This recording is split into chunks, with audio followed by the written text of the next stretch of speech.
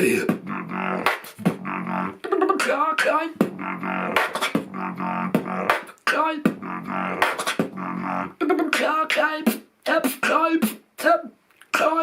what's your name and where are you from?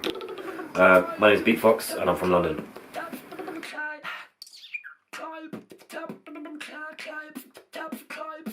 I'm 29 now and I've been beatboxing ever since I was a little kid. I can't put an age on it. I was always making noises when I was younger and it kind of evolved and developed into beatboxing when I was around 14, 15.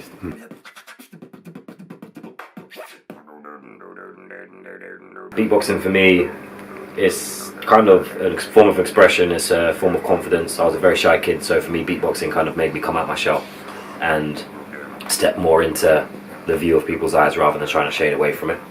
So for me, it gave me confidence, and beatboxing is a good release. When I'm on stage, it's kind of like a meditative state. A lot of the time I'm not thinking, I'm just doing it. Unless it's obviously a performance that I have to have a structured set for. But yeah, I really enjoy what it does for me, and I feel good after I perform, like the adrenaline rush and everything that beatboxing has to bring, the family that it entails, the one language, the diversity of different beatboxers. There's a lot of different things, I can't categorize it.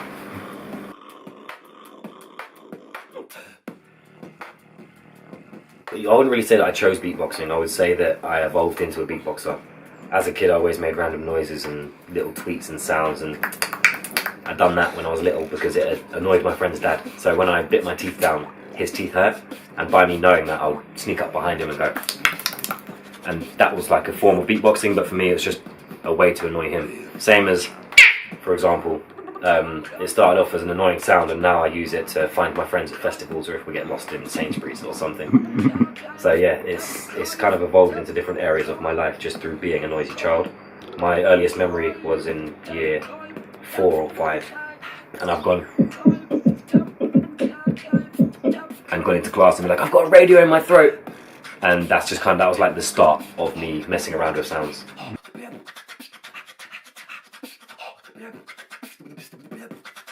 I'm constantly inspired as a beatboxer, from woodpeckers outside to other beatboxers to musicians to bass lines, anything and all around that I listen to, I can't help but sometimes move or be influenced by it.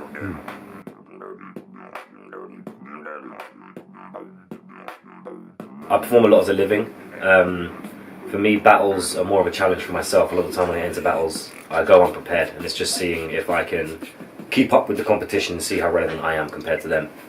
And also for me, thinking on my feet, I really love the element of freestyle, so jumping into battles and someone using my routines or sounds against me is like, how can I level that up instantly? And I really need to be quick-witted, and I love that excitement of being like, what do I do now? And reacting.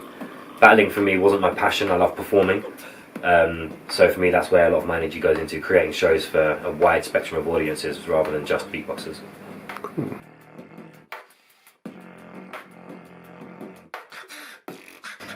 So I feel the difference between performing for a wide audience and compared to a beatbox crowd is the wider audience react a lot more to covers and songs that they know. So you can do a quick bass line and the whole crowd will go off, whereas with a beatbox crowd, they're looking for that technicality and you have to level up 3 or 4 times within a 16 bar for the majority of people to be impressed nowadays. And if you're doing routines that you've done years ago, a lot of the time they're like, okay, bring up something new. I feel like as a beatboxer performing in front of beatboxers, you're getting judged a lot more than performing in front of a crowd.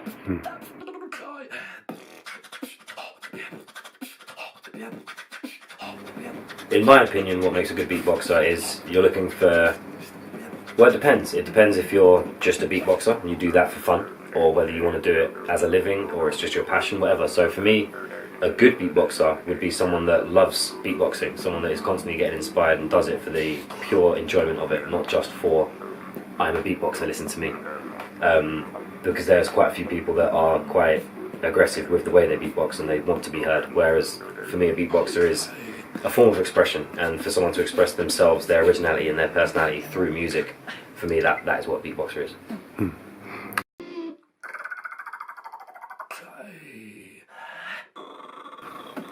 I feel like my style is quite different to other beatboxers because I don't really listen to many of them, so I don't really hang around with many beatboxers. I've always just done my own thing. I would say I've got quite an old school style. There's a new school that's coming out which is quite technical, and trying to keep up with that. So certain sounds I will learn and certain techniques I will learn just so that I can draw it from the bag if I need to. But generally I'm quite basslining orientated and old school with the sounds I do. I like crisp, clean and sharp sounds basically. So for me, I would like to perfect anything for a long time before I would release it.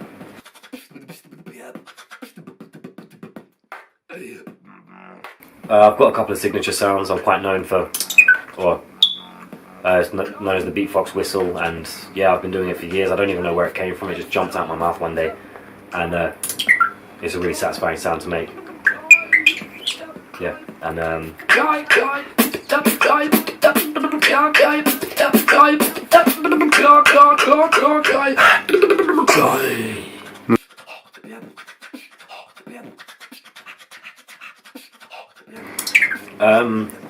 I can explain it, but because I didn't really learn it, it's quite hard for me to tell you. So it's just basically your tongue, where your teeth meet your gum, your tongue's pushing out a little pocket of air that it creates between it. So I'm not breathing in or using anything from my lungs while doing it. I can breathe while making the sound basically. So if you're doing it wrong, it's, and if you're doing it backwards, it's.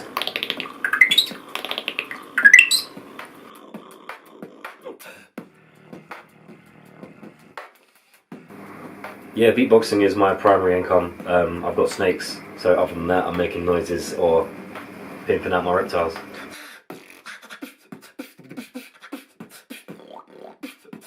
I've got a few proudest moments as a beatboxer, but one of them for me was definitely when I went to Brazil with the Beatbox Collective and I performed for the Olympics representing UK music at the British House.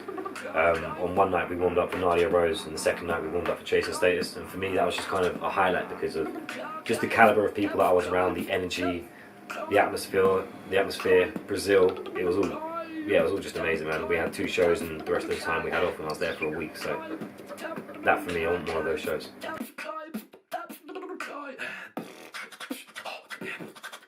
Battling for me is definitely important, just for a challenge in myself personally. But in terms of creating the best beatboxer, I don't think a battle is, oh, they won that day, they're the best. But it's all down to opinion at the end of the day and your personal preference. And that day itself, you might have a cold or something might happen to you in that second. So the person that is the better beatboxer might not win always. But the person who comes first is obviously very deserving of that title. Battling is fun, it's good to watch, it's good energy, and it really is nice to see how people have prepared, or if they haven't prepared, how they react to certain things.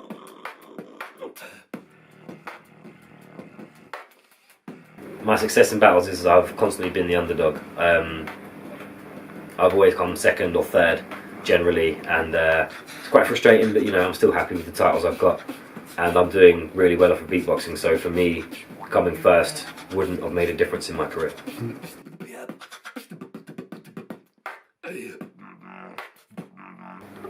I definitely think battling is important to the beatbox scene as a whole because it really shows character in certain performances, and when people get their personalities across in battles, or they could be the most genuine, nice person in the world and then in a battle they're super aggressive.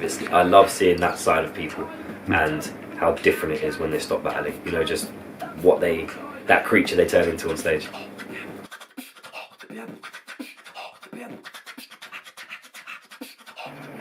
So with my beatboxing, what I'm looking to do in the future, other than consistently perform and travel the world as much as I can, I want to work with my friend who's got a school in Kingston, and they've got a hydrotherapy pool, and that basically means that they've got state-of-the-art speakers that are underwater for kids that may not be as able as you and I, and they might have been born with one arm and a leg, and they've been unmobile their whole life, but in this pool they've got a lot of movement, and sometimes certain frequencies resonate with certain people, so when you hit these frequencies in their head they get more comfortable and move more than they would generally.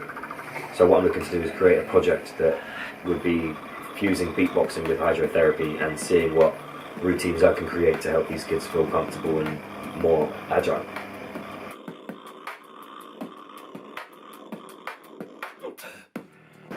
I think the future of beatboxing is limitless. At the moment you've got artists from all around the world creating songs from scratch from a loop station, performing on things like X Factor and Pop Idol or whatever it is. Then you've got Reaps that is bringing AI to beatboxing as well as projection mapping. I'm working with a 100-piece choir and we're creating sensory shows as well.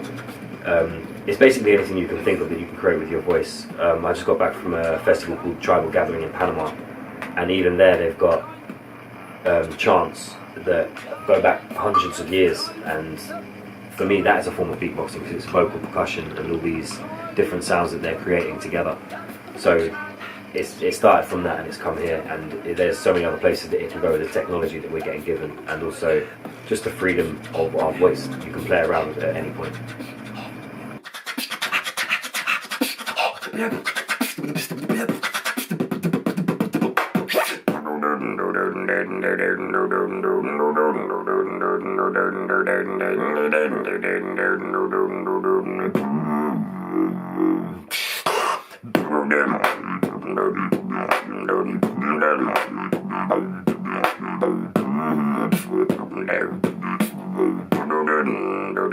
Okay.